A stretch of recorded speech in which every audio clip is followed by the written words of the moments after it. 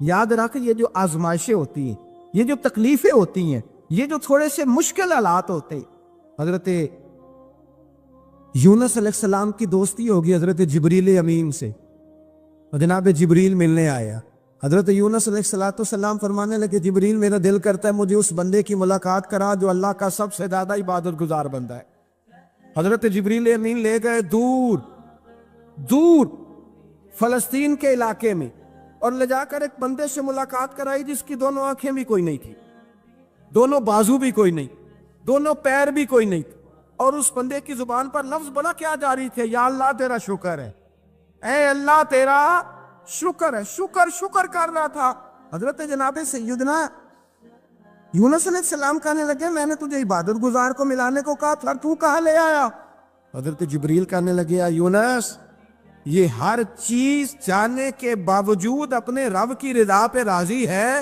اس وقت دنیا میں نبیوں کے بعد جس سے اللہ سب سے زیادہ پیار کر رہا ہے وہ یہی بندہ ہے، یہ اپنے رب کی رضا پہ راضی ہے۔ اے تن میرا کنگی ہووے تے میں زلف سجن دی باواں، تے پوش میرے تی جتی بن جائے تے میں یار دی قدمی آواں، مارو مارو مینو مار مکاؤ کوئی عذر نہ پیش لے آواں، تے جے سونا ہی میرے دکھ وچ راضی، جے سونا ہی میرے دکھ وچ راضی، جے سونا ہی میرے دکھ وچ راضی تے میں سکھ نو چلے ڈاواں۔ مانا کہ جب اس حال میں راضی ہے تو بس ٹھیک ہو گیا، ٹھیک ہو گیا، وصل اچھا ہے نہ فراق اچھا ہے، بس جس حال میں محبوب رکھے وہی حال اچھا ہے، بس جس حال میں انہوں نے رکھا بات ٹھیک ہو گئی۔ اس میں اب انسان شکوہ کرتے پھرے کہ یہ کس طرح ہے وہ کس، اپنے آپ کو مطمئن رکھا ہے۔ مشکل کے بعد جو آسانی حضرت لقمان حکیم، ان کے نام پر قرآن مجید کی پوری سورت ہے۔ حضرت لقمان حکیم علیہ رحمہ آپ اپنے بیٹے کو نصیحت کر رہے تھے، کہنے لگے بیٹا کوئی مشکل آئے تو گھبرانا نہیں، کوئی مشکل آئے تو کرے بیٹوں کو سمجھ آ جائے کہ مشکل آئے تو، سمجھ آ رہی ہے بات کی، مشکل آئے تو، اور کیا خوبصورت جملے، بیٹے کو بٹھا کے کہتے ہیں بیٹا چھوٹی مشکل آئے گی تو اللہ بڑی مشکلات آسان کر دے گا، سمجھو چھوٹی مشکلات آئیں تو اللہ نے بڑی مشکلیں اس نے آسان کر دی۔ اور آپ کو بتاؤں اصل انسان ہوتا ہی وہ ہے جو مشکلوں میں جینے کا ڈھب سیکھ جاتا ہے، وہ بن جاتا ہے جو کرب کے حالات میں جینے کا سلیقہ سی۔ اپنے بچوں کو یہ سمجھانا ہے حضرت لقمان بیٹے مشکل آئے تو گھبرانا نہیں، بڑی کو ٹال دیتی ہے، وہ نیکی کا اور آسانی کا پیش خیمہ ہوتی ہے، اللہ اس کے بعد آسانی سمجھا رہے ہیں۔ کچھ دنوں کے بعد کہنے لگے آؤ فلاں اللہ کے نبی کی ملاقات کو چلو، فلاں نبی علیہ السلام سے ملنے چلتے ہیں۔ اس زمانے میں جو نبی تھے ان سے ملنے چلے گئے، بیٹے کو بات یاد تھی، گھوڑے پہ بیٹھے، امام ابن جوزی نے اس کو لکھا ہے، گھوڑے پہ بیٹھے تھے دونوں کے پاس گھوڑے تھے۔ اب رستہ بہت زیادہ تھا، کھانا ساتھ لے لیا، پانی ساتھ لے لیا، رستہ لمبا تھا، صحرا کا علاقہ تھا۔ جب جانے لگے تو اتنی سخت گرمی ہوئی کہ گھوڑے بھی بے ہوش ہونے لگے، اچانک ایسی گرم لو چلی کہ گھوڑے بھی۔ اب دونوں باپ بیٹا جو تھے وہ بڑی جوش میں تھے کہ جانا ہی جانا ہے، گھوڑے سے اتر کر کے پیدل چلنے لگے۔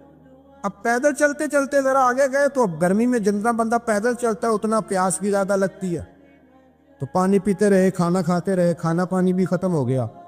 تھوڑا آگے چلے نا، اس قدر تکلیف بڑی کہ حضرت جناب لقمان کے بیٹے کے پیر کے اندر ایک ہڈی پیوست ہو گئی، اتنی بڑی ہڈی تھی وہ اندر ہی چلی گئی، پیر خون کے فوارے گرنے لگے، بیٹا بے ہوش ہوش۔ حضرت لقمان اس کے سرانے بیٹھے تو بیٹا تھا نا، آنکھوں میں آنسو آ گئے۔ بیٹے نے آنکھ کھولی تو کہنے لگا ابا جی آپ تو صبر کرنے والے ہیں، آپ رو رہے ہیں۔ پر میں بیٹے میں کیا کروں، میرے سینے میں جو دل ہے وہ ایک باپ کا دل ہے، تو باپ جو ہوا تیرا تیری دکھ پر رونا آیا۔ بڑی مشکل سے دانت کے ساتھ ہڈی نکالی، ہڈی نکلی تو خون بھی چلا۔ صاحب زیادہ کہنے لگا حضور آپ نے تو کہا تھا ہر مشکل کے بعد آسانی ہوتی ہے، اور چھوٹی مشکل دے کے اللہ بڑی سے بچا لیتا ہے، تو ہم تو اچھے کام چلے تھے، مشکل پہ مشکل، مشکل پہ مشکل، یہ کیا ہے؟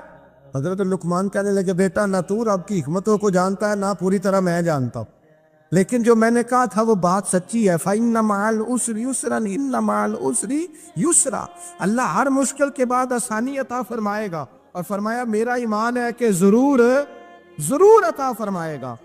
یہ بات کہہ رہے تھے کہ سامنے سے دھواں اٹھا، اتنا سخت دھواں اٹھا کہ آپ نے سوچا شاید وہاں آبادی ہے، وہاں جاتا، وہاں چلنے لگے تو پیچھے سے کسی نے آواز کی ٹھہر جاؤ، رکو، وہیں رک گئے۔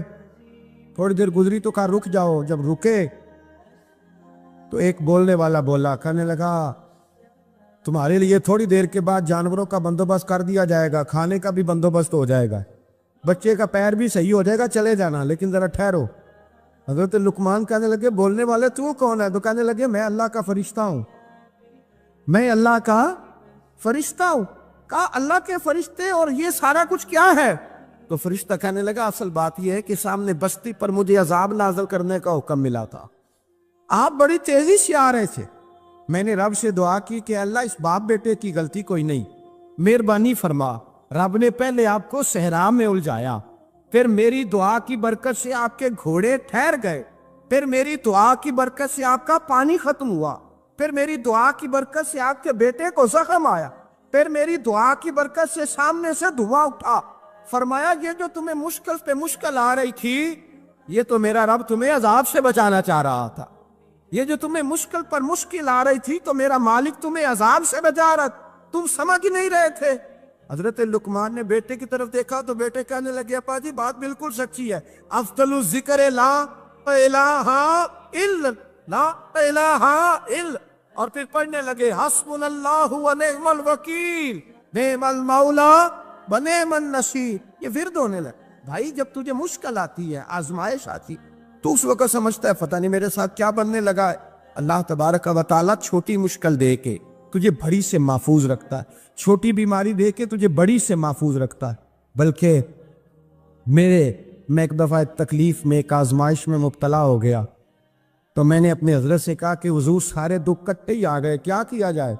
तो आप फरमाने लगे बड़े खुश नसीब हो, जवानी में अल्लाह ने दुख दे दिए, बुढ़ापे में आए तो बर्दाश्त नहीं होते, ये तो बड़े वक्त पे आ गए, शुक्र अदा करना चाहिए, उस जमाने में बर्दाश्त नहीं होते, अब आसानी है, इनको बर्दाश्त करो, हिम्मत करो। मेरे भाई याद रखें, आजमाइशें, तकलीफें आपको पड़ा करने के लिए आते हैं।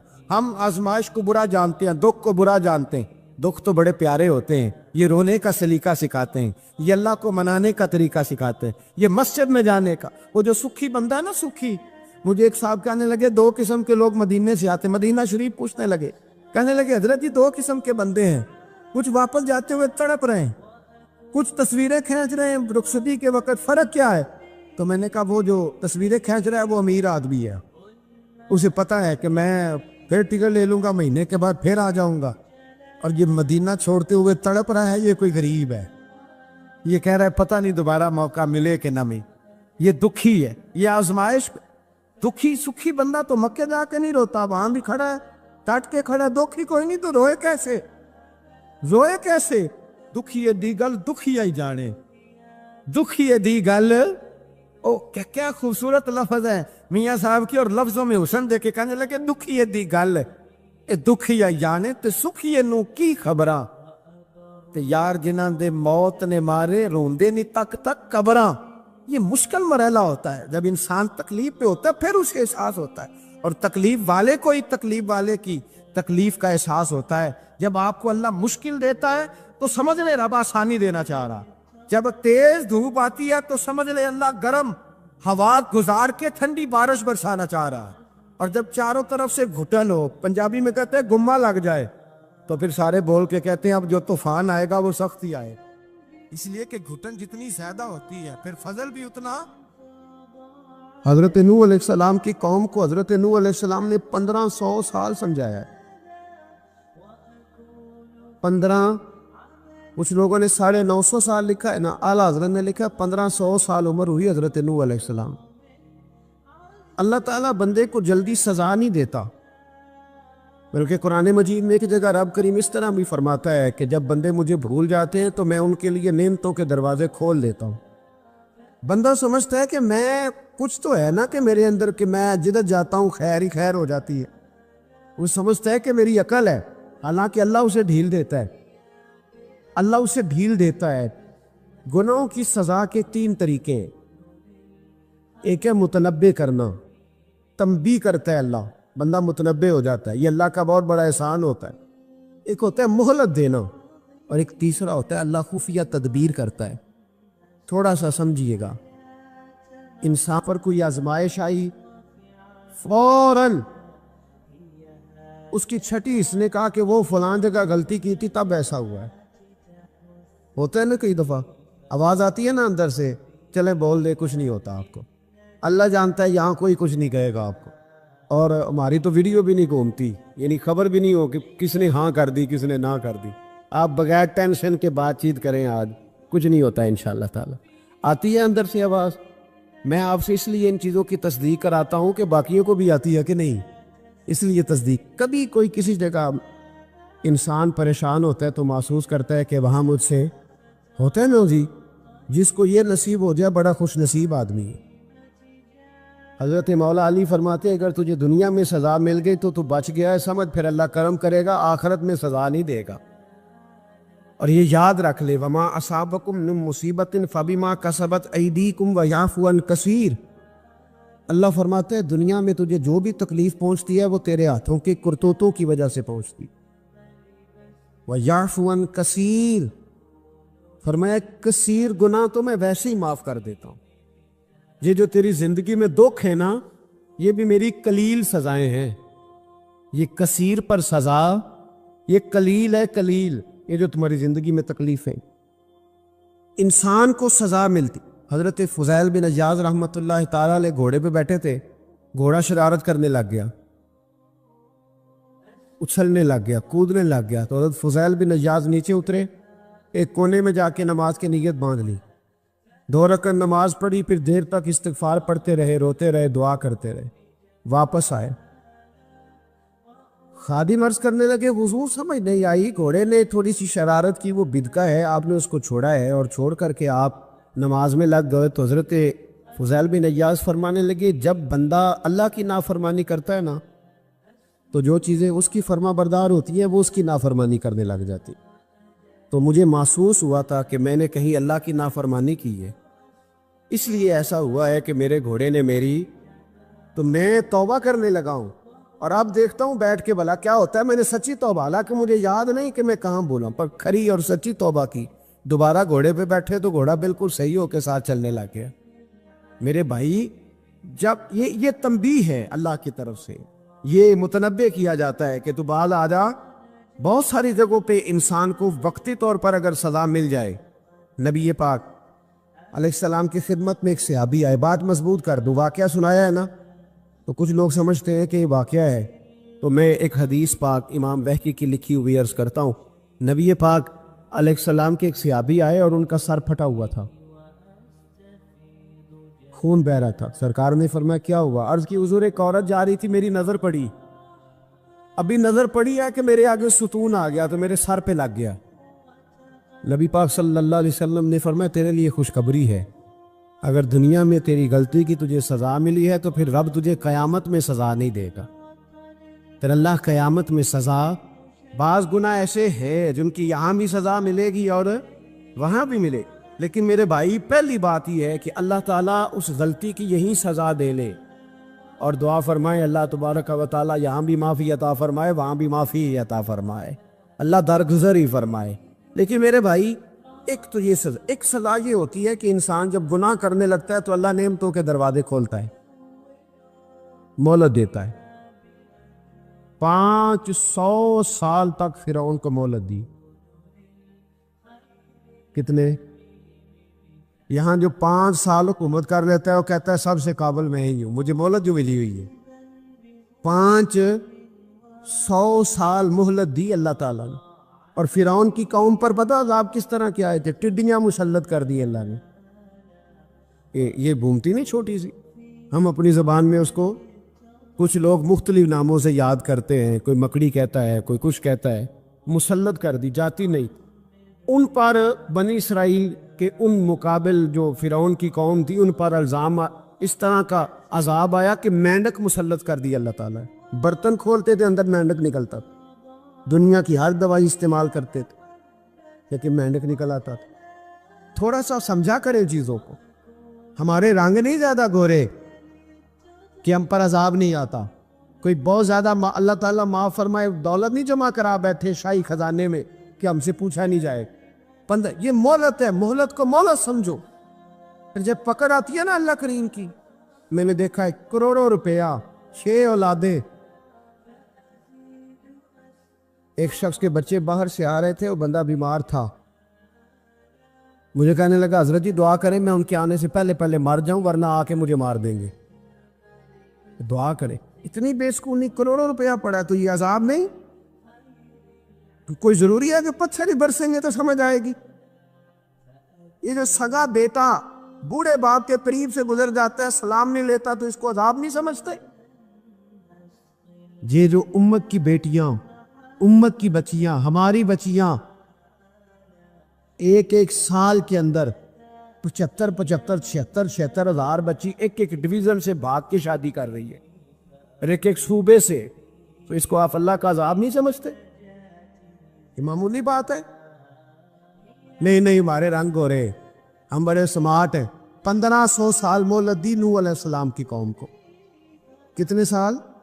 بول کے بتائیے، بول کے دوبارہ بولیے. 1500 سال.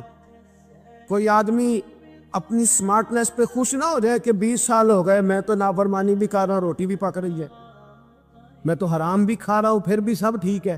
1500 سال مہلت دی. پھر حضرت نوح کہنے لگے اللہ میں نے تو بڑا سمجھایا، نہیں باز آتے. تو رب کریم نے فرمایا کشتی بناؤ. اللہ کے پیغمبر کشتی بنانے لگے تو قوم مذاق اڑانے لگ گئی. اب کیا کرنے لگے ہو؟ اب کشتی بنانے لگے ہو، خیر تو ہے، قوم مذاق اڑا رہی ہے.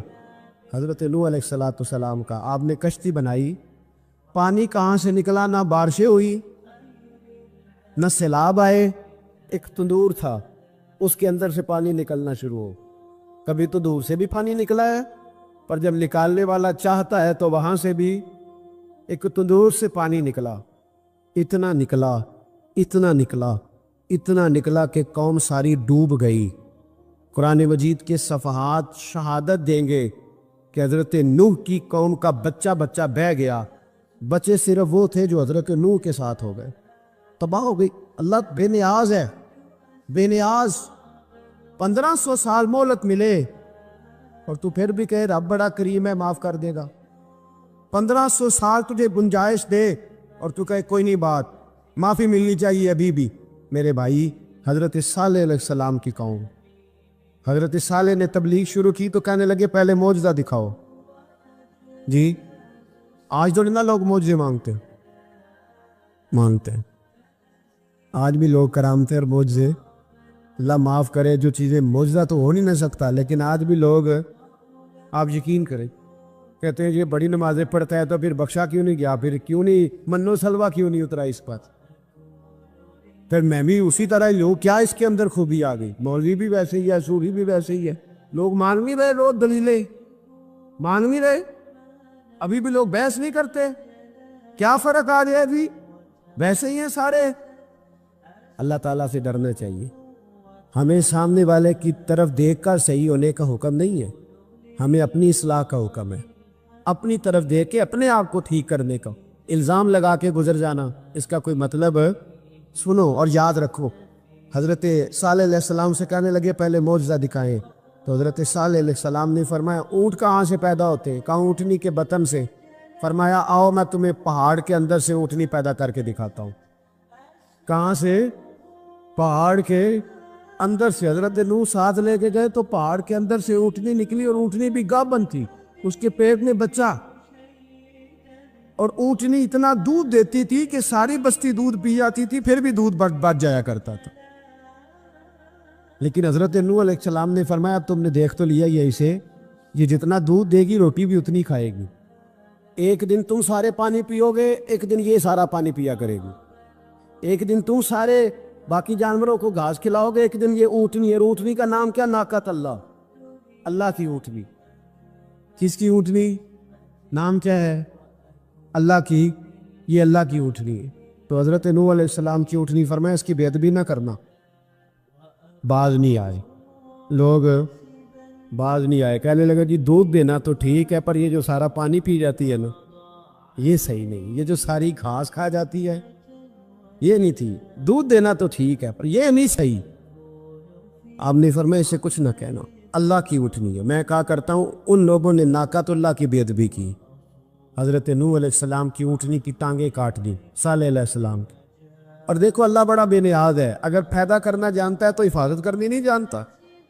لیکن رب کریم نے فرمایا نہ کرنا، انہوں نے ان کے پیر کاٹ دیے، کانوں پہ چھریاں لگائیں، اونٹنی جب مر گئی، اونٹنی اللہ تبارک و تعالیٰ کی وہ اونٹنی جب مر گئی تو حضرت صالح علیہ السلام کی قوم پر رب کریم نے زلزلہ بھیجا، اذا زلزلت الارض زلزالہا، جب زلزلے آئے گے اور جب ان کا زلزلہ آنا ہے، زلزلہ آتا ہے نا،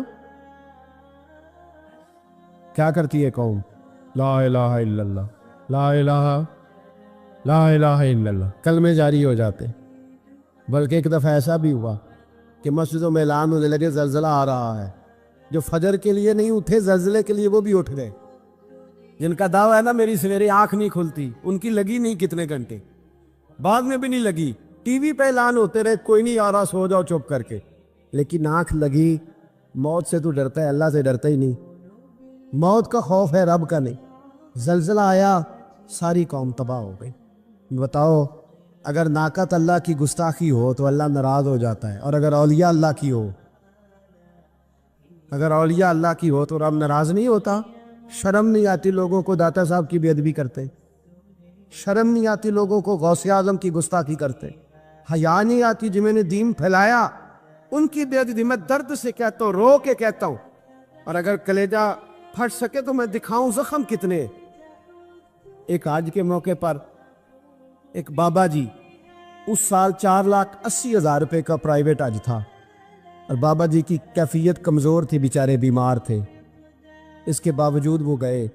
بوڑھے آدمی، جا کے بیٹھیے، بزرگ، اور کتنی مشکل ہے وہاں مینا، مزدلفہ، عرفات، طواف زیارت، کتنا مشکل کام ہے طواف زیارت کرنا، طواف وداع کرنا، کس کٹھن سے حج کیا، بڑھاپے میں پیسے بھی لگائے۔ اور جب وہ روضہ رسول پہ گئے صلی اللہ، اور انہوں نے جا کے نبی پاک صلی اللہ علیہ وسلم کے روضے کی طرف منہ کر کے درود شریف پڑھا تو ایک ملا نے اٹھ کے کہہ دیا تو مشرک ہے۔ تو میری روح کانپی، میں نے کہا تجھے شرم نہیں آئی، حیا نہیں آئی؟ اس کی عمر دیکھ، کس بڑھاپے میں کہاں سے چلا کہاں آیا۔ یہ مشرک ہوتا تو کسی مندر میں جاتا، یہ مشرک ہوتا تو کسی گرجے میں جاتا، یہ مشرک نہیں، یہ مومن ہے۔ اور یہ وہ والا مومن ہے جس کے سینے میں دل جب دھڑکتا ہے تو خالی دھڑکتا نہیں، ساتھ وہ محمد عربی پہ درود و سلام بھی پڑھتا ہے۔ شرم نہیں آتی لوگوں کو؟ اتنی بڑی گستاخی کرتے، جو روضہ رسول پہ آیا مشرک ہے۔ میں نے تو ایک مولوی کو صاف صاف کہا تھا، میں نے کہا اگر میں مشرک ہوں تو نکالو، مشرک کا داخلہ تو یہاں ویسے ہی منع ہے۔ شرم نہیں آتی؟ اپنی زبان کے پاس کرو کچھ۔ اتنا ظلم، اتنی بڑی فرقہ واریت امت میں، اتنا امت کو تقسیم کرتے ہو، تمہیں شرم نہیں آتی؟ جہاں سے اتحاد کا پیغام دینا چاہیے وہاں سے تم لوگوں کو فرقے کا پیغام دیتے، ایک مقصود فرقے کی تبلیغ کرتے ہو۔ خدا را، تو میں کہہ رہا ہوں ناقت اللہ کی بے ادبی پہ عذاب آتا ہے، تو اولیاء اللہ کی بے ادبی پہ نہیں آتا؟ داتا صاحب ساری زندگی تبلیغ کرتے رہے، ایک آدمی نے اٹھ کے کہہ دیا جناب وہ تو شرک کا اڈا ہے، تو رب کریم ناراض نہیں ہوتا ان باتوں سے؟ ہمیں خیال کرنا چاہیے، اللہ سے ڈرنا چاہیے۔ ان چیزوں سے عذاب آتا اور آ رہا ہے، اللہ تعالیٰ ہمیں محفوظ فرمائے۔ اللہ ہمیں اس سے، قوم لوط پہ بھی عذاب آیا۔ ہم جنس پرستی، مرد مردوں سے بدکاری کرتے، حضرت نوح نے سمجھایا کہ یہ کام درست فطرت کے خلاف ہے، یہ کام درست نہیں۔ جب انسان یہ کام کرتا ہے تو زمین اور آسمان کانپتے ہیں۔ اب میں کیسے کھول کے بتاؤں، میرے پاس اعداد و شمار ہیں کہ پاکستان کے اندر اس کام کی کیفیت کیا ہے، اور کس طرح کر کے لوگ، میں تو رونا روتا رہتا ہوں داڑھی کا۔ لوگ کئی دفعہ کہتے ہیں حضرت صاحب پہلے بھی آئے تھے تو داڑھی کی بات، پھر بھی آئے تو داڑھی کی بات، تو میں رونا روتا ہوں۔ اس لیے روتا ہوں کہ جو کلین شیو نوجوان ہوتا ہے وہ امرد کے حکم میں، اس پر وہی حکم لگتا ہے جو عورت پہ لگتا ہے۔ اس کے ساتھ مرد کا اٹھنا بیٹھنا اسی طرح نہ جائے گا جس طرح عورت کے ساتھ۔ حضرت جنید بغدادی رحمت اللہ تعالیٰ علیہ کے سامنے ایک شخص نے کہا وہ کتنا خوبصورت نوجوان جا رہا ہے، تو آپ فرمانے لگے تو حافظ قرآن نہیں؟ کہا ہاں۔ فرمانے لگے جا اپنے حفظ کی خیر منا۔ وہ شخص کہتا ہے میں نے اس بغیر داڑھی والے کلین شیو نوجوان کو بری نظر سے دیکھا، مجھے قرآن پاک ہی بھول گیا، سارا قرآن پاک بھول۔ اور کتنے سال میں دعائیں کرتا رہا، بیت اللہ کے طواف کرتا رہا، میں یاد بھی کرتا تو نہیں ہوتا. کیسے اب تو ہمارا نعت کہاں بیوٹی پارلر سے ہو کے آتا ہے. ہم کسی اور کو کیا پیغام دیں؟ وہ پیغام، وہ نظام، وہ طریقہ کار جس کا حکم تھا شریعت میں. قوم لوط پر عذاب آیا. صحیح بیٹھتے ہوں گے بچے جو موٹر سائیکلوں پہ بیٹھتے ہیں. میں نے گجرانوالہ کی سڑکوں پہ بچوں کو، نوجوانوں کو جو تماشے کرتے سر عام دیکھا ہے تو مجھے ڈر لگتا ہے. اور کوئی روکنے والا نہیں، شغل ہو رہا ہے، ہنس رہا ہے، اور سامنے عورتیں بھی ہے، سب ہو رہا ہے. کتنی تکلیف کی بات. حضرت نوح کی قوم یہ کام کرتی تھی، قرآن پاک نے بیان کیا ہے. حضرت نوح نے سمجھایا، فرمایا رب کریم نے تمہیں اپنی خواہش پوری کرنے کے لیے جائز طریقہ عطا فرمایا، عورتوں سے نکاح کرو، اور اس نکاح کی برکت سے جو اللہ تمہیں اولاد دے گا اس کو اللہ تبارک و تعالیٰ تمہارے لیے باعث بخشش بھی فرمائے گا. لیکن جب قوم نہ مانی تو جو قوم لوط کا عمل کرے اس کا علاج قرآن نے بیان فرمایا کہ آسمان سے پتھر برسیں گے. پھر پتھر برسے اور جن کے بڑے بڑے اچھے دماغ تھے ان کے دماغ چکنا چور کر دیے گئے، تباہ کر دیے گئے، ان کے دماغ زمین پر بچھاڑ دیا گیا. اللہ مہلت دیتا ہے، لیکن اس کا مطلب یہ نہیں کہ انسان توبہ نہ کرے. حضرت شعیب علیہ السلام کی قوم پر بھی عذاب آیا، اس لیے کہ بددیانتی کرتی تھی، ناب تول میں کمی کرتی تھی. میں نے کہا تھا شب قدر کی رات کہ یہ کوئی تماشا ہے کہ شب رات آئی تو ساری رات روتے رہے، یا اللہ معاف کر دے، یا اللہ معاف کر دے، رو رو کے چیخے مار مار روئے. شب قدر آئی تو پھر چیخے ماری، ساری رات روئے. تو جس بندے کا پروگرام ہی نہیں سویرے بدلنے کا، دکان پہ بیٹھ کے پھر وہی ناب تول میں کمی، پھر وہ اللہ تعالیٰ معاف کرے. میں ایک مضمون پڑھ رہا تھا تو وہ فوڈ کے اسپیشل لوگ تمہیں لکھا تھا مہربانی کرو ملاوٹ ہی اچھی چیز کی کر لو. مرچ میں کیری تو نہ ملاؤ اینٹوں کی، وہ تو بیمار کرتی ہے، وہ تو خون کی آنتوں کو روک دیتی ہے. وہ کہنے لگا، اور وہ کہتا ہے میں تمہیں بتاتا ہوں کون کون سی چیز ملائی جا سکتی ہے، وہ ملا لو. خدا را اس قوم پہ رحم کرو، مہربانی. ایک دوست ہے ہمارے، میں وزیر آباد میں ان کے گھر بیٹھا تھا تو ایک میڈیکل، میرا کسی شخص پہ اعتراض کرنے کا میں مجموعی بات کرتا ہوں. میں ایسے ڈاکٹروں کو جانتا ہوں جو اللہ تعالیٰ فضل کرے سچ مچ کے نیک ہیں، اچھے لوگ. تو بچے کا میڈیکل سٹور ہے، تو والد بیمار ہو گیا، تو کہتا ہے ابا جی ڈاکٹر صاحب نے کہا آپ کو ڈرپ لگنی ہے. تو سگے باپ کو ڈرپ لگانے لگا تو باپ کیا کہتا ہے پتر تیری مہربانی مینوں کوئی اصلی لائی، اور نہ لائیں جڑی لوکاں نوں لانا ہے. اب وہ پیار سے سنا رہا ہے بات. میں نے اسے کہا کہ یہ تو ڈوب مرنے کا مقام ہے نا، ڈوب مرنے کا مقام. تو جس ملک کے اندر دوائی بھی صحیح نہ بکے، اصلی نہ ملے دوائی بھی، اور پھر وہ قوم کہے کہ ہم نے تو پورے روزے رکھے، ہم نے تو بڑا صدقہ اور خیرات کیا، دوائی بھی اصل نہ ملے. جناب شعیب علیہ السلام کی قوم ناب تول میں کمی کرتی تھی، تو اللہ تبارک و تعالیٰ نے ان پر بتا عذاب کس طرح کا بھیجا. شدید گرمی ہوئی. اللہ ہمیں محفوظ فرمائے. سارے آمین کہہ دیا. دیکھیں کتنا اچھا موسم کر دیا رب کریم. اللہ ہمیں محفوظ فرمائے، اللہ رحمت فرمائے. شدید گرمی کی لہر آئی، باہر اتنی گرمی ہوئی کہ لوگ اپنے گھروں میں گھس گئے. جس طرح سورج کی شعاعیں گھروں کے اندر داخل ہو جاتے، اس طرح گرمی کی لہر اندر داخل ہوئی. اور جس طرح کسی کو آگ لگ جائے تو وہ آدمی اچھلتا کودتا ہے نا، اس طرح یہ لوگ اچھلنے لگے اور اچھل کود کے مر گئے. جرم کیا تھا؟ ناب تول میں کمی کرتے. حضرت داؤد کی قوم بھی تباہ ہوئی. جرم کیا تھا؟ ہفتے والے دن مچھلیاں نہیں پکڑنی تو یہ پکڑتے تھے. حکم ہے نا مسلمان کو نماز کے ٹائم کوئی اور کام نہیں کرنا، نماز پڑھنی ہو. میرا خیال ہے مسلمان تو فٹافٹ آ جاتے ہیں، سارے ہی پہنچ جاتے ہیں نا مسجدوں میں. ہلکا ہلکا بول رہے ہیں آؤ، کیوں نہیں پہنچتے؟ اگر حضرت سیدنا، اور پتہ انہیں صلاح کیا ملی؟ اللہ نے فرمایا اس ٹائم عبادت کرنے میں کام نہیں کرنا، وقت نہیں ہے کام کا. انہوں نے مچھلیاں پکڑی، 12,000 لوگ تھے. پتہ ہے مالک نے صلاح کیا دی؟ بندر بنا دیا اللہ کریم.